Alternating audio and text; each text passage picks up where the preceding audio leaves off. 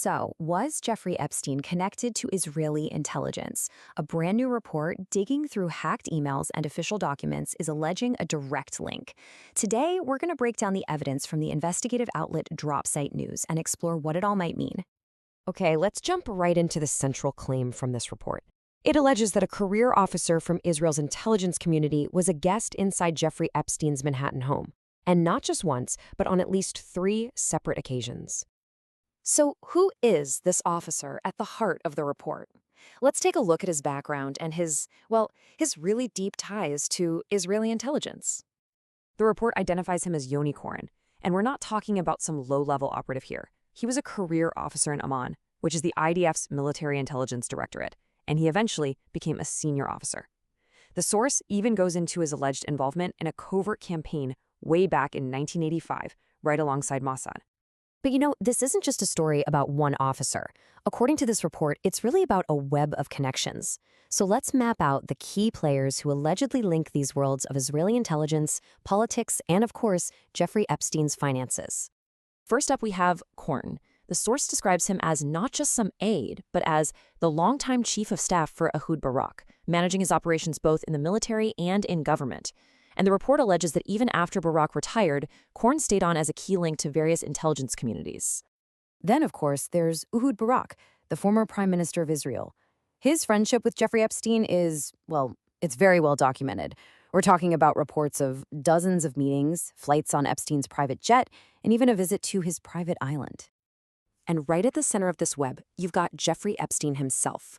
His Manhattan apartment and his massive financial resources seem to be the critical hub where these powerful worlds of politics and intelligence allegedly came together.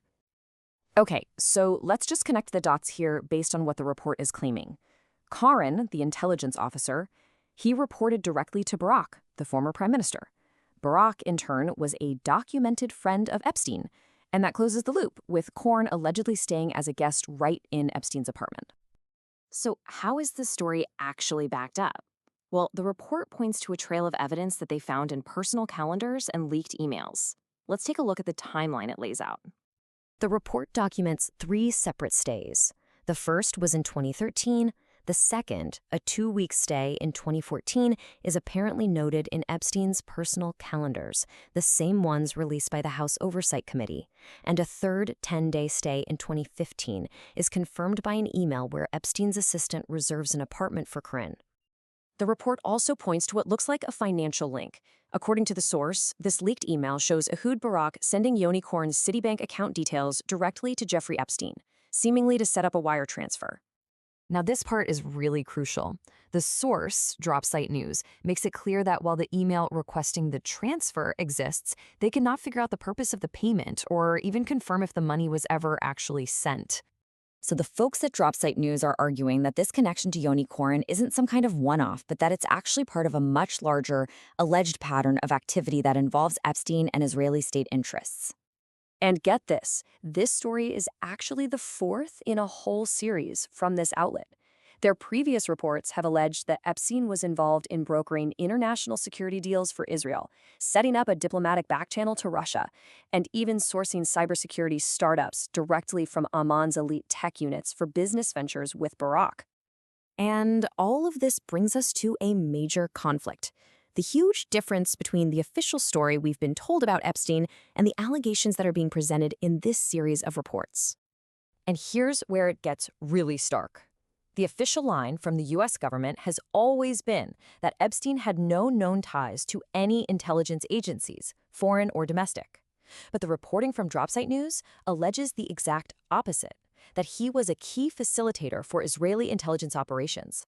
The source material goes even further, suggesting that this huge discrepancy points to a potential cover-up. It highlights the actions of U.S. officials, and it specifically calls out House Speaker Mike Johnson's alleged refusal to swear in a member, which prevented a vote on the full release of the Epstein files. So, what you should take away from all this is that the documents and emails uncovered by this source raise some pretty significant questions. They present a detailed narrative of connections that flat out contradicts the official story, and it leaves us all wondering, if these allegations are true, what else might those unreleased files reveal?